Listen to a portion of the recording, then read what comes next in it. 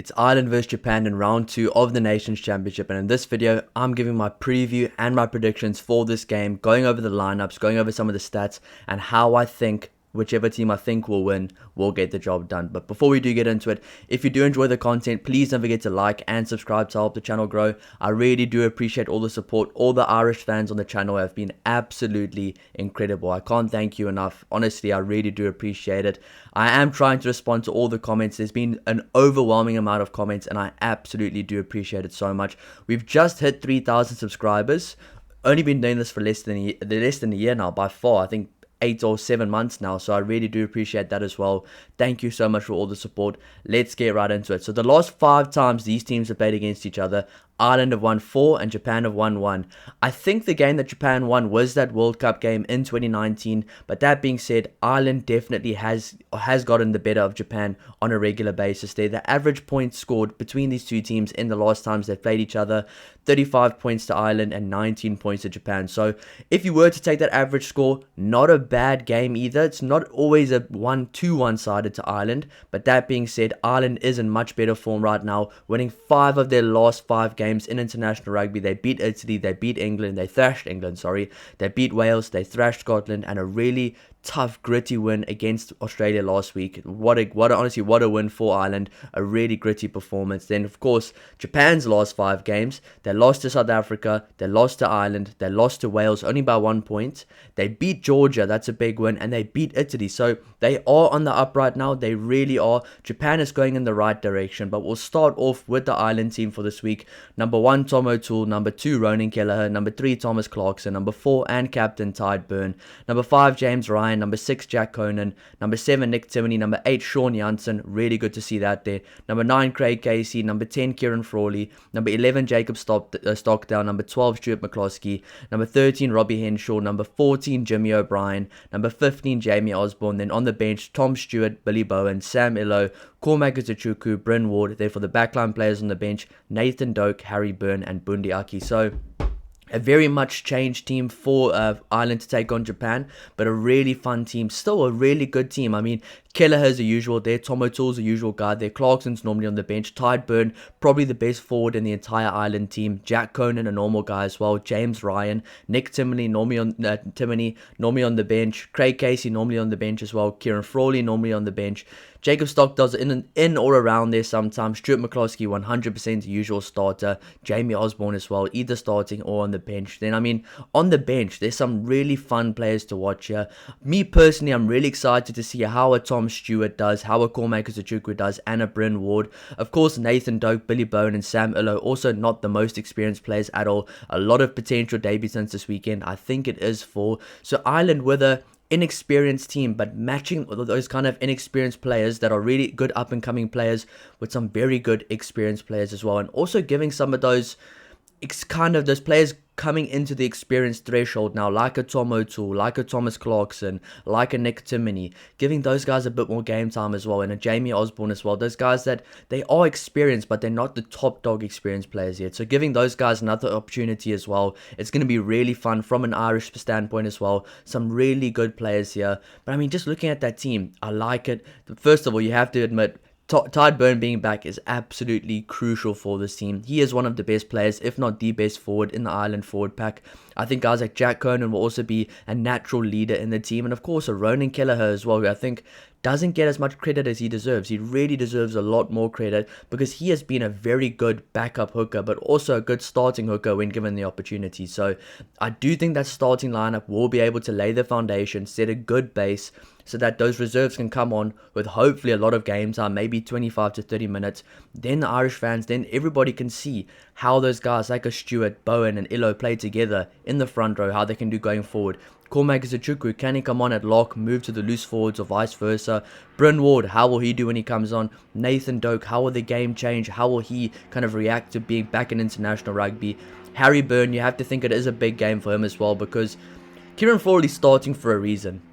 they need a backup fly-off because they seem to have picked Sam Prendergast as the starter now. They do believe in him. Of course, Jack Conan is injured and he probably is the normal starter, but they need a backup fly-off. But they'd rather have a backup fly-off in Kieran Frawley that's a utility player as well. So a lot to be decided, and I think this game has a lot of players with some question marks over their head, not based on how bad their form is, actually based on how good their form's been in the URC. So very exciting. Bundi Aki back in the 23 jersey as well.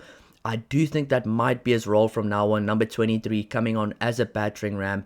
If you really needed to, if you really had that many injuries in the forward pack, I feel like Bundi Aki could be like a Estays and that can slot into a loose forward position as well. So there's a lot you can do with this team, and I really do like the makeup of this team. But now moving on to the Japan team, and please, if you are a Japanese fan here, help me out with some of these pronunciations. It is like reading a different language for me, but I'm going to try my best. Number 1, Takata Okabe. Number 2, Mamoru Harada. Number 3, Shuhei Tokueshi. Number 4, Harry Hawkins. That's an easy one. Number 5, and captain, the magnificent Warner Durns. He's been playing incredibly well for the Hurricanes this year. Number 6, Ben Gunter. Maybe needs to tackle a bit lower, but this guy's extremely physical. Number 7, Kanji Shimokawa. Pretty easy there. Number 8, Jack Cornelston. Number 9, Naoto Saito. Number 10, Ryunosuke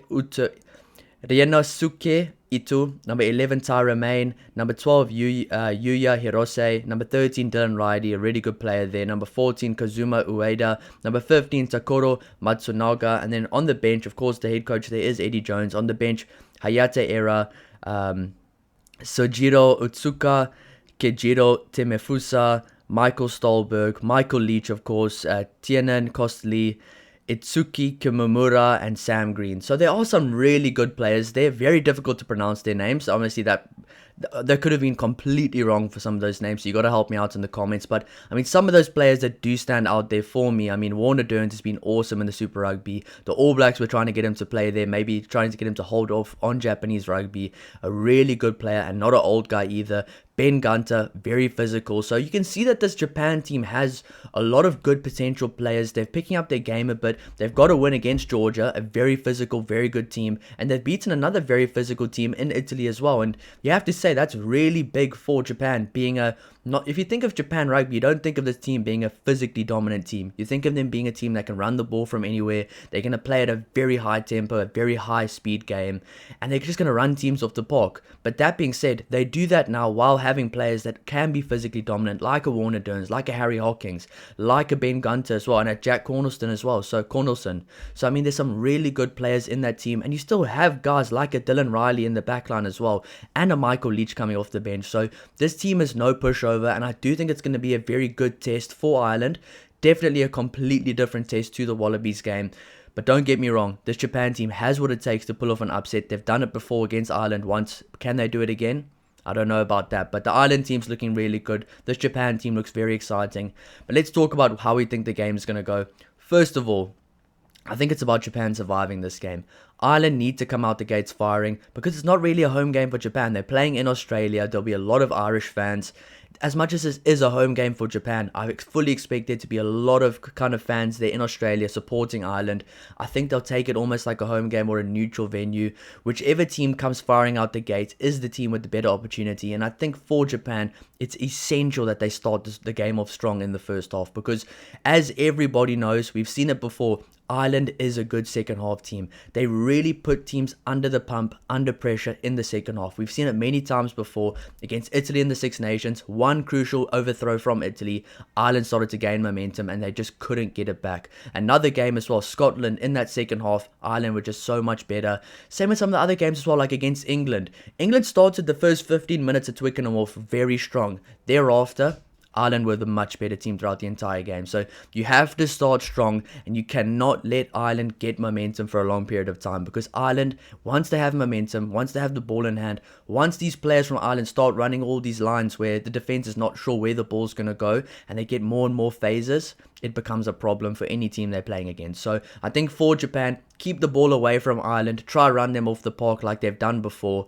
but I don't think that's going to happen in this game. My prediction honestly is I do think Ireland is going to win this game, probably by 2 or 3 tries. I'm not going to say the exact score, but I definitely do believe Ireland will win this game. And I think we're going to see a lot of exciting things from Ireland. Some new combinations, some new guys coming off the bench, some new debutants as well.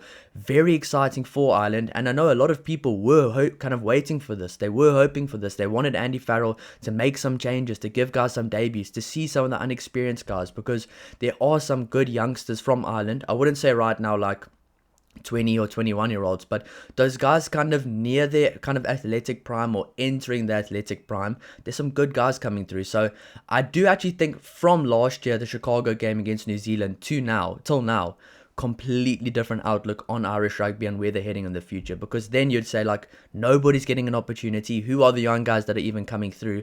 But now you see these guys that have been performing in the URC getting an opportunity, and there's still not guys playing like Cian Prendergast, Sam Prendergast as well, who are young players themselves. So I mean, Jack Crowley's not an old guy either. So there's some Dan Sheehan as well, not an old guy either. So there are some very good guys. So for me personally, I think the next cycle after the 2027 World Cup for Ireland will actually be very exciting, and there's still guys like Robert Balakoon as well. There's still a lot of guys coming through, so I do think Ireland is going to win this game. I think Ireland will win the set piece battle. I think Ireland will get penalties, stock up the penalties, kick for the corners, trust their set piece, trust their maul, trust their kind of structures close to the line as well. We know Ireland are very potent, very clinical, close to the try line of the opposition team. So I can fully expect a performance like that from Ireland. And for Japan, they have to play as hard as possible. They have to play as fast as possible and just play their game. I think if Japan start trying to play a completely different game, like we've seen from other teams like Italy and stuff like that, once they start going away from their game plan and the way they normally play, that's where things kind of take a turn in the wrong direction. So I think for Japan, play their game, be confident in their systems. They've got good players. And for Ireland, same thing there, and see some exciting players. But I do think Ireland is going to win this game. So now for the three most exciting players I'm excited to see from both teams. I think for Japan, I've got to go with Warner Dearns in the forward pack. Then on the back line, I've got to go for Dylan Riley. Then on the bench, I'm probably going to go for Michael Leach, because he can add so much experience. And then for Ireland, the player I'm excited to see in the forward pack, it's got to be Tide Burnback, one of my favourite players. In the backline for me, I'm going for Jamie Osborne at number 15. I'm very excited to see him there. Of course, Kieran Frawley in the number 10 jersey, but Osborne was also in the number 15 jersey. Then on the bench, I'm going for Nathan Doak on the bench. I really am excited to see how Nathan Doak gets on in this game. He's one of my favourite players to watch, and I think he's absolute quality. So let me know which players you're the most excited to see from both these teams, or from whichever team you support. Let me know your predictions down below. I will be doing a match reaction right after the game, and I am going to push to get the player ratings for Ireland out as well directly after the game, before the next game, or at halftime of the next game on the day. So thank you so much for all the support, and I'll see you in the next one. Cheers.